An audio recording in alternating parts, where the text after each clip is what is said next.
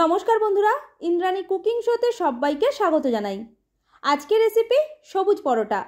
এই পরোটাগুলো দেখতে যতটা সুন্দর লাগছে, খেতে হয় তার থেকেও টেস্টি। আর এই পরোটাগুলো বানানোর জন্য আমি কোনো রকম ময়দার ব্যবহার করিনি, শুধু আটা দিয়ে তৈরি করেছি, তাই শরীরের জন্য খুবই স্বাস্থ্যকর। অবশ্যই বাড়িতে ট্রাই করবেন, বাচ্চা থেকে বড় সকলেই খুবই পছন্দ করবে। তাহলে আর দেরি না করে চলুন ঝটপট এবার রেসিপিটা দেখে নেওয়া যাক।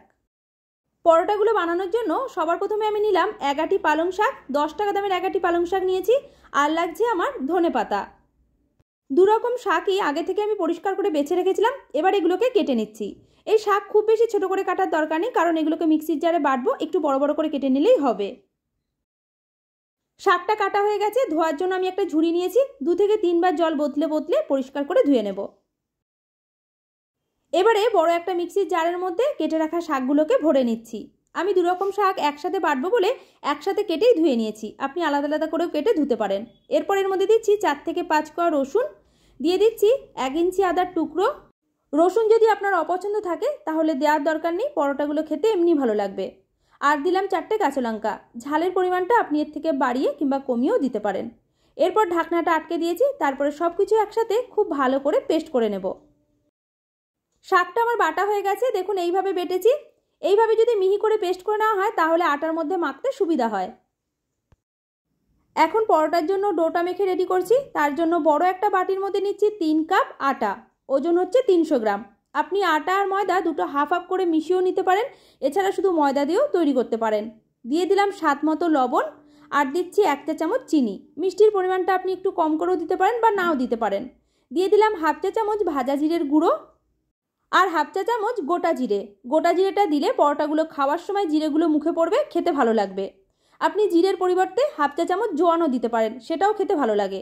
ময়ানের জন্য দিয়ে দিলাম 2 টেবিল চামচ রিফাইন তেল। এবারে সমস্ত উপকরণগুলো একসাথে খুব ভালোভাবে মাখিয়ে নিচ্ছি।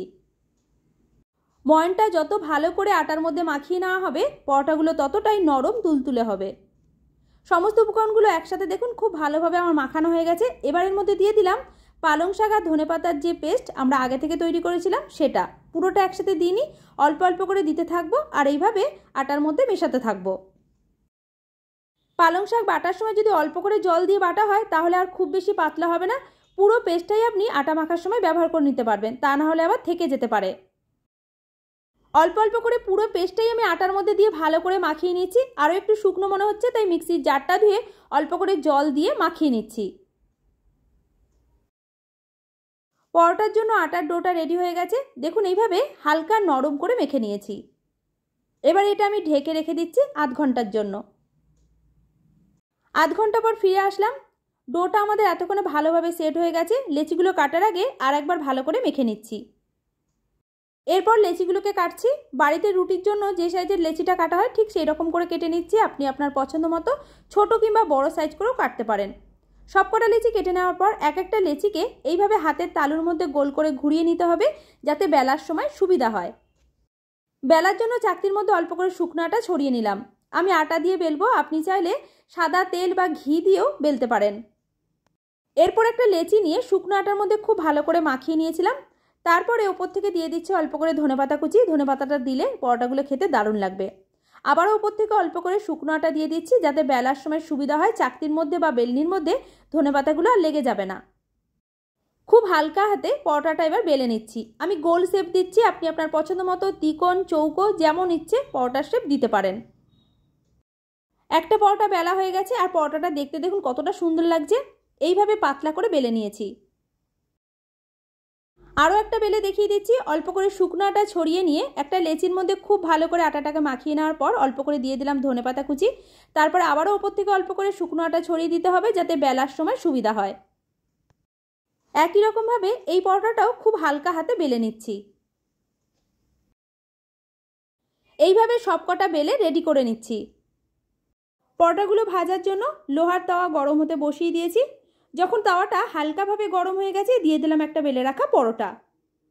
গ্যাসের ফ্লেমটা মিডিয়াম টু হাইতে আছে। পরোটাগুলো ভাজার জন্য প্রথমে আমি তেলের ব্যবহার করছি না, আগে দুপাশ ভালোভাবে সেঁকে নেব। তারপরে তেল, ঘি, বাটার যেটা খুশি দিয়ে ভাজতে পারেন। 1 মিনিট করে সময় নিয়ে উল্টে পাল্টে দুপাশ সেঁকে নিয়েছি। এবার এর মধ্যে দিয়ে দিচ্ছি সাদা তেল। তারপরে আবারও উল্টে পাল্টে দুপাশ যখন ভালো করে ভাজা হয়ে যাবে তখন এটাকে তুলে নিতে হবে। এইভাবে অল্প তেলে পরোটা ভাজলে তেলের পরিমাণটা যেমন কম লাগছে আর পরোটাগুলো তেলে একদম চপচপও করে না। খাওয়ার সময় দুটোর জায়গায় আপনি 4টে পরোটা খেতে পারবেন। একটা সবুজ পরোটা তৈরি, এটাকে তুলে নিয়ে যাতে গরম থাকে হটপটের মধ্যে রেখে দিলাম। এইভাবে বাদবাকিগুলোকেও বানিয়ে নেব। মাঝে মাঝে মুখের স্বাদ বদলাতে স্কুল, কলেজ, অফিসের টিফিনে ঝটপট এই সবুজ পরোটা বানিয়ে দিতে পারেন। যে কোনো তরকারি দিয়ে খেতে দারুণ লাগে। এছাড়া রাতের খাবারের জন্য বানিয়ে নিতে পারেন। রেসিপি ভালো লাগলে লাইক, শেয়ার, কমেন্ট করে জানাবেন। আর আমার চ্যানেলের নতুন বন্ধু হয়ে থাকলে চ্যানেলটিকে সাবস্ক্রাইব করে পাশে থাকা বেল আইকনটা প্রেস করে রাখবেন। পুরো ভিডিওটা দেখার জন্য আপনাকে অসংখ্য ধন্যবাদ।